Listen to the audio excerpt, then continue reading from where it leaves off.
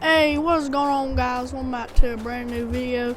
And today's video, we are on the 1980 series. This is a new series I'm going to be starting on the channel. Now, I know you're saying 1980s, you've already done 2 videos on the 1980s. Well, I'm going to be redoing the 1980s because it didn't really turn out the way I wanted it to. So yeah, we're going to be redoing it, but first things first, I'm going to give y'all a little farm tour.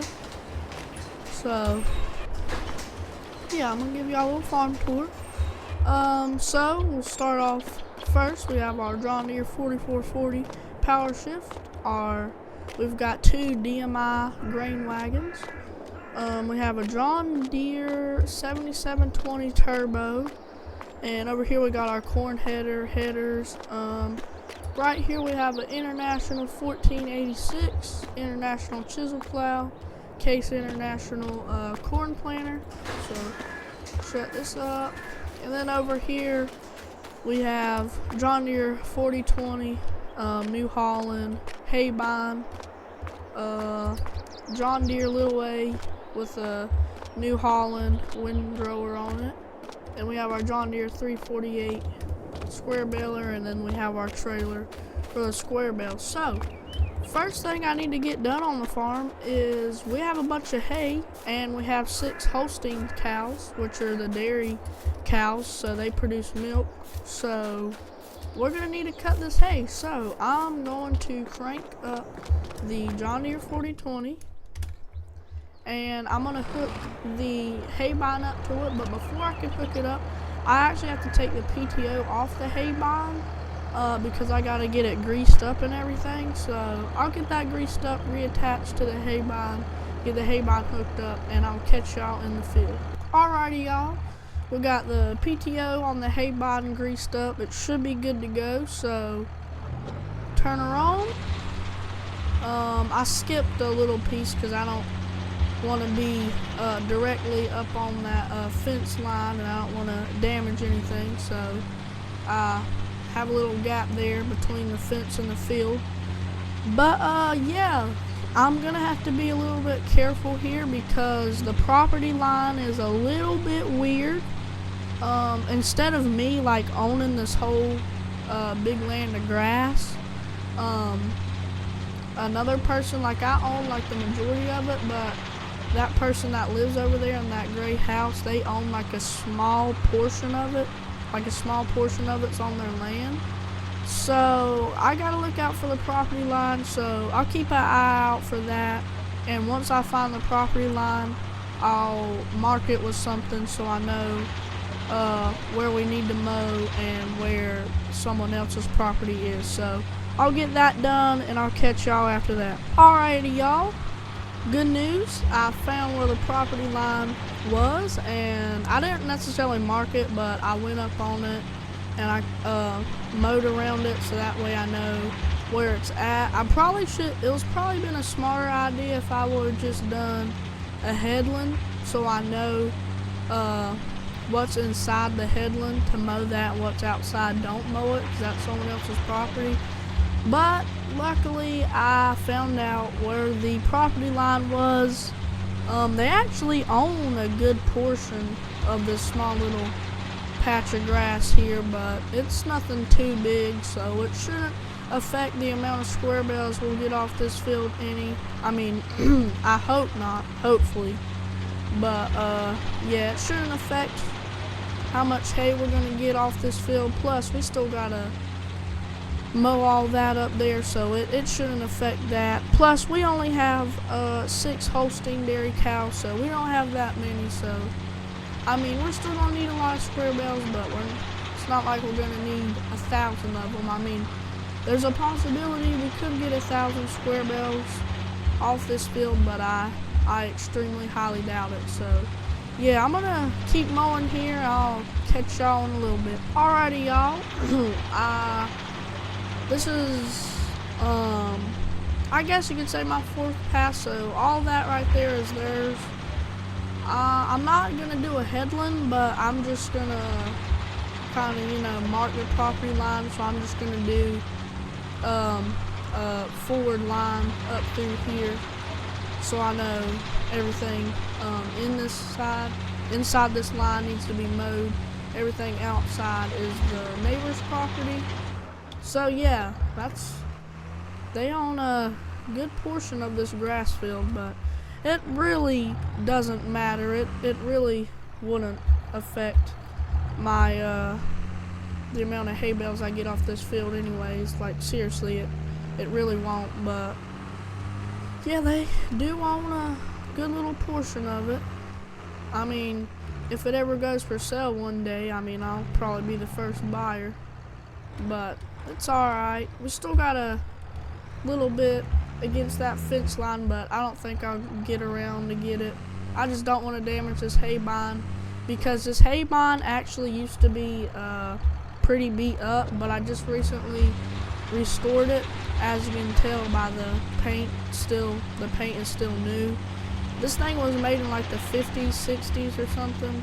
So yeah, I just recently restored this not too long ago. It used to be Grandpa's, I think, but he used it a few years and then he just quit using it. So I think last February or something I restored that. I had it in Dad's shop because this is my farm. Dad, he has his own separate farm, so I had it over there at Dad's farm because Dad's farm is where Grandpa's farm was. But I moved out whenever I finished college and I bought this little farm, so kind of just took the hay bind with me because I wanted to keep our family roots, because our family roots are in the cow business, especially the dairy. So just kind of took it with me because I knew somewhere down my career and pathway I would need it. So I took it with me, and yeah, here I am.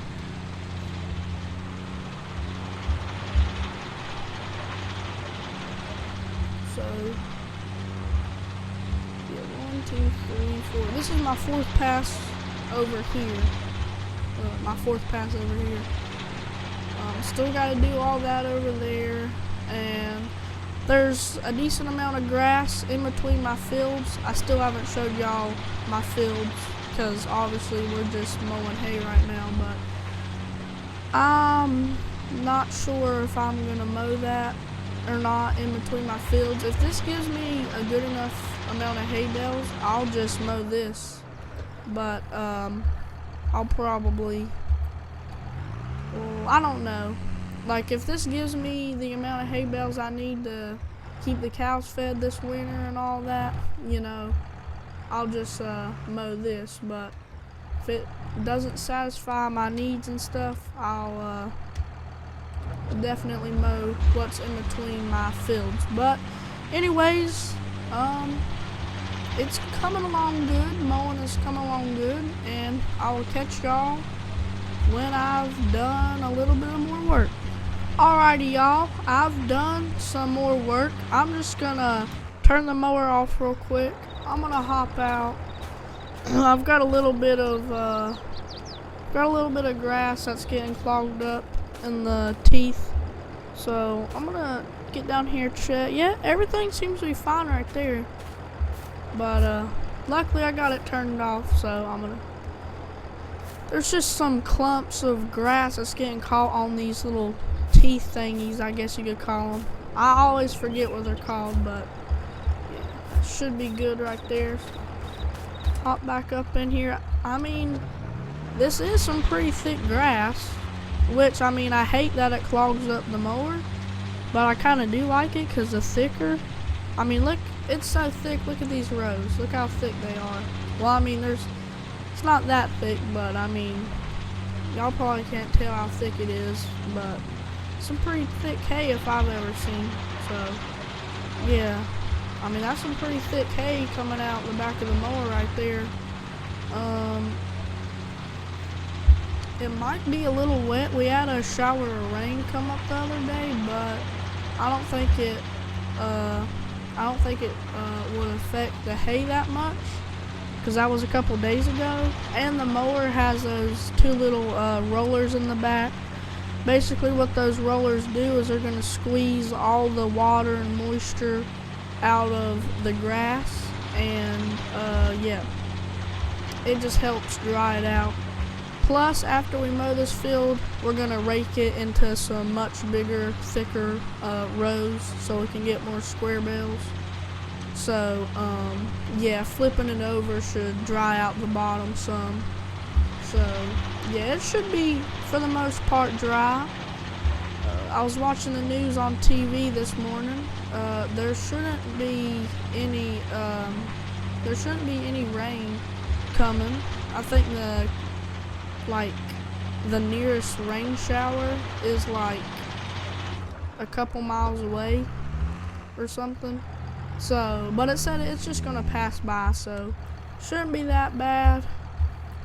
And the next actual rain shower that'll probably hit Westby, Wisconsin is sometime next week.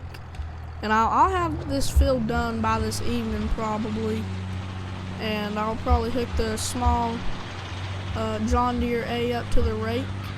I mean, it's gonna take us a while to rake this field up with that small little John Deere A, because that's actually Grandpa's tractor. So it's definitely gonna take us a while, but we'll get it done.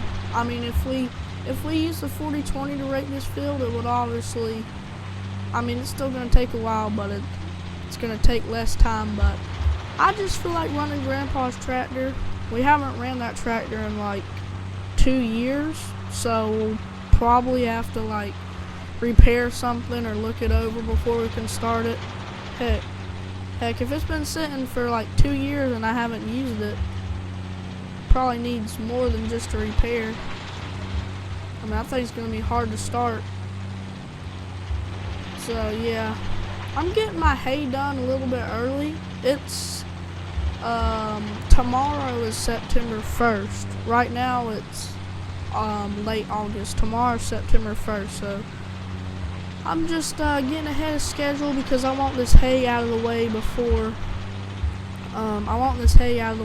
we start harvest season, because I've got some pretty big corn acres to harvest this harvest season. So I'm getting all of my hay and all that, all my other chores, getting all that out of the way and stuff.